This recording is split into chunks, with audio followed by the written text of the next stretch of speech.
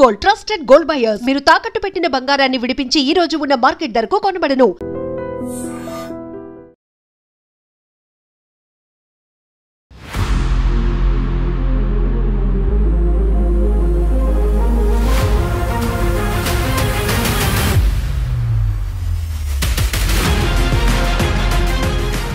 Hi hello నమస్తే welcome back to hot wheels with Virat.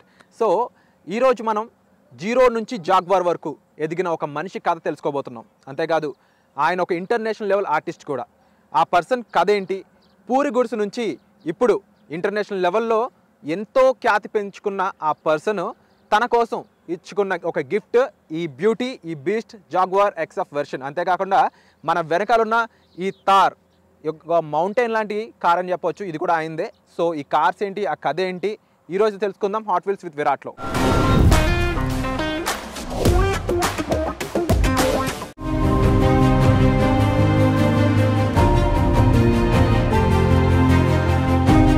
So guys చూసారు కదా మనతో ఉన్న పర్సన్ రామ్ నాయక్ అన్న, కత్రా వర్స్ డిజైన్ చేసిన పర్సన్. ఈ విషయం మాత్రం చాలామందికి తెలుసు, బట్ అన్న గురించి చెప్పాలి అంటే అన్నేసే పెయింటింగ్స్ దుబాయ్లో 50 లక్షలు, ₹1 కోటి, ₹2 కోట్ల ఇలా వేలంపాట్లో వెళ్తూ ఉంటాయన్నమాట. అంతేకాకుండా అన్న ఎలాంటి స్ట్రగుల్ చూసి ఎలాంటి నెట్వర్క్ వరకు ఎదిగాడంటే ఎవరు కూడా ఇమాజిన్ చేసుకోలేరన్నమాట. సో ఇలా అన్నతో మన హాట్ వీల్స్ ప్రోగ్రామ్ షూట్ చేయడం నాకు చాలా హ్యాపీగా ఉంది.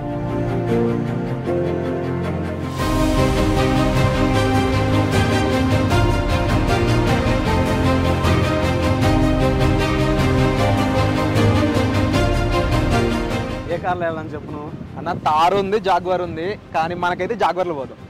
ఓకే, ఇక్కడ నుంచి నెక్స్ట్ ఎక్కడికి? సర్ప్రైజ్ అంటున్నాడు అన్న. మరి ఎక్కడికి తీసుకెళ్తారో ఏం చేస్తారో చూద్దాం హాట్ వీల్స్ విత్ విరాట్లో. Let's go. అంత స్పీడ్ నడుపుతున్నారు కదా, ఇష్టమా బాగా కార్స్ అంటే? బాగా ఇష్టం.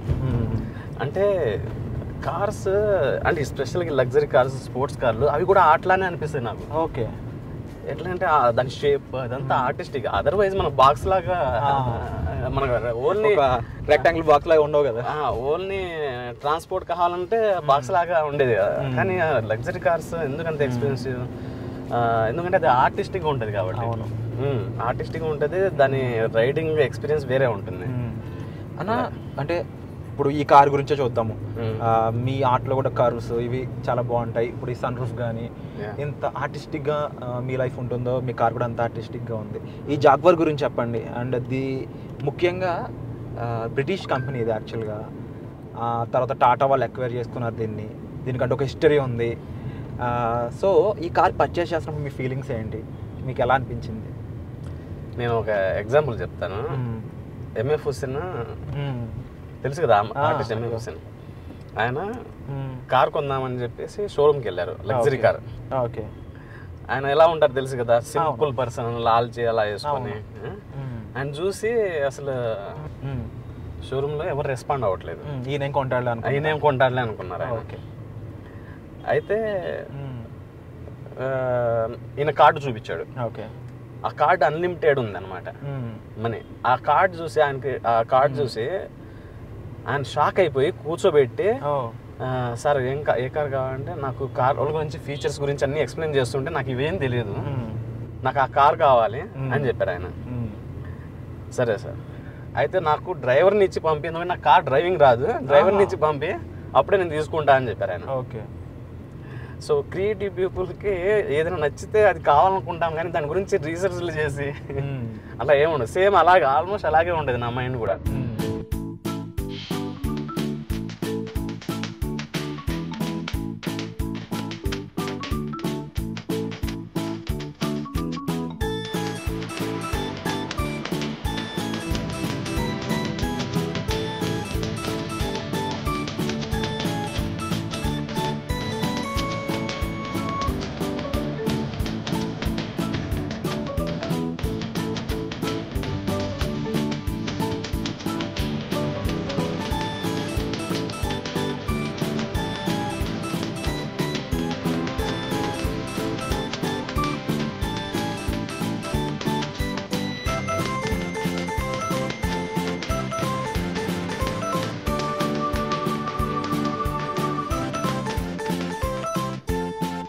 కార్ కలెక్షన్లో లేటెస్ట్ వన్ అనమాట జాగ్వర్.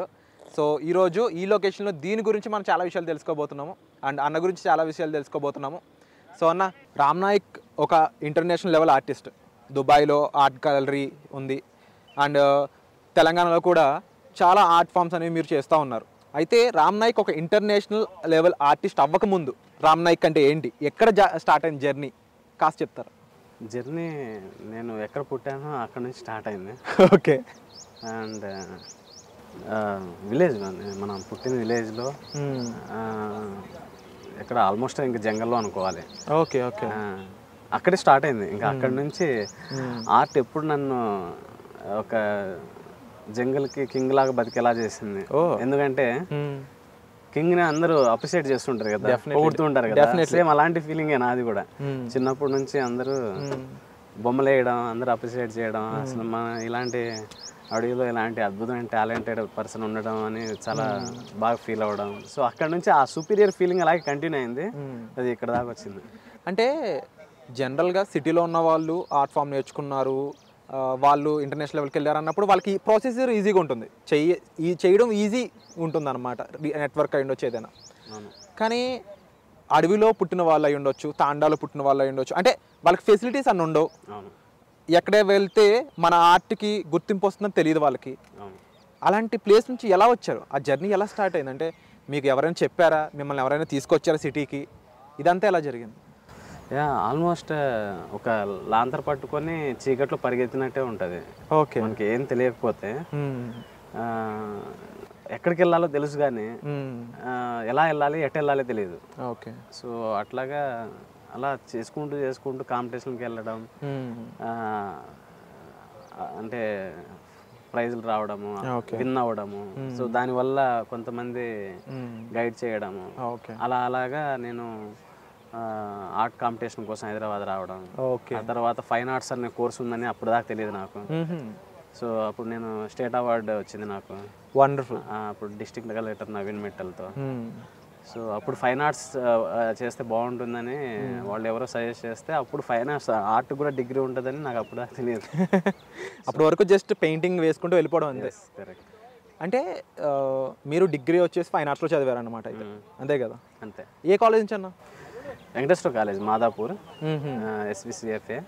అయితే నేను ఒక ఇంట్రెస్టింగ్ విషయం విన్నాను మీ కాలేజ్ గురించి, మీ కాలేజీలో ఉన్న స్టోరీ గురించి తెలుసుకున్నాం మా టీం అంతా కలిసి.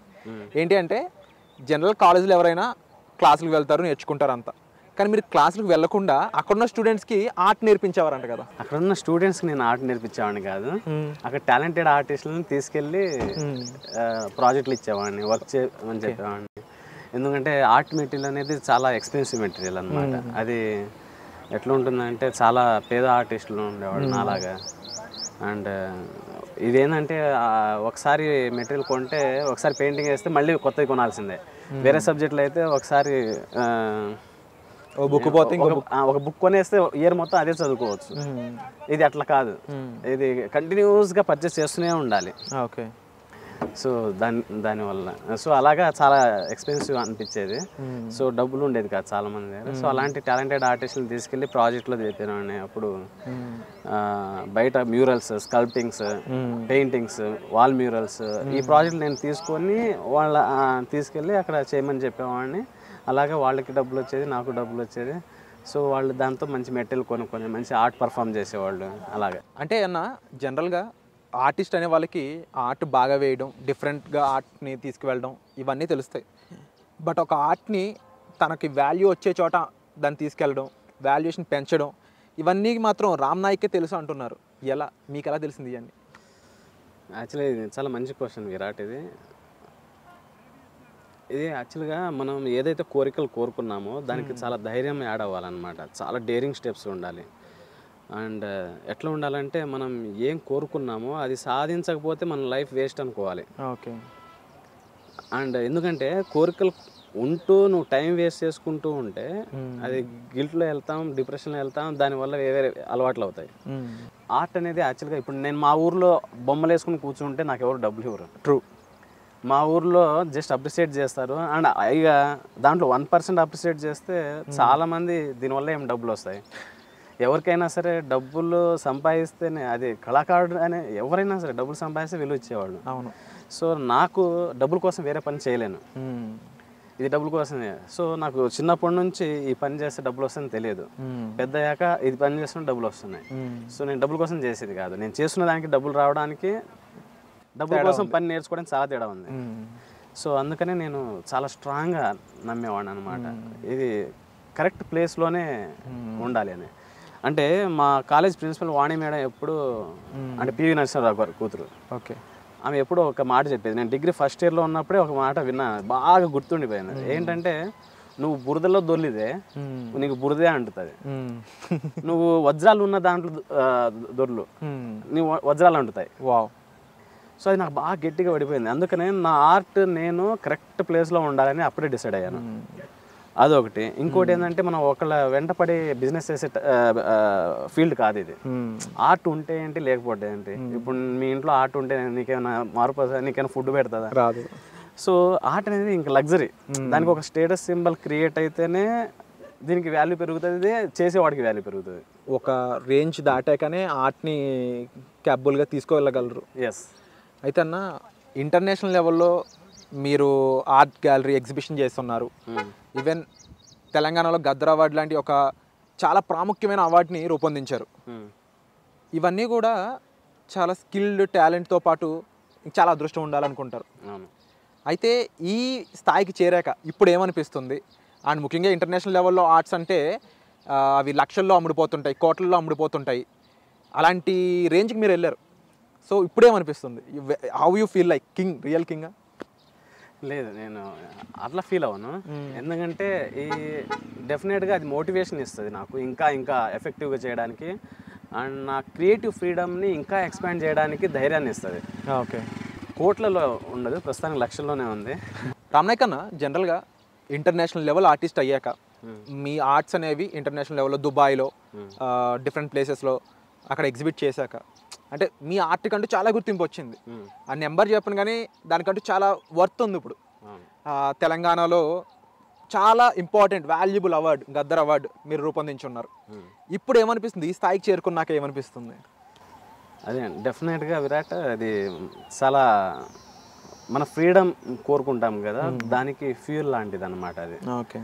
ఇది ఇప్పుడు మన పెయింటింగ్లకి మార్కెట్ క్రియేట్ అవ్వడం, మన ఎక్స్పెన్సివ్ ఆర్టిస్ట్ అవ్వడం, ఇవన్నీ మన ఫ్రీడమ్కి ఇంకా బూస్ట్ ఇస్తుంది.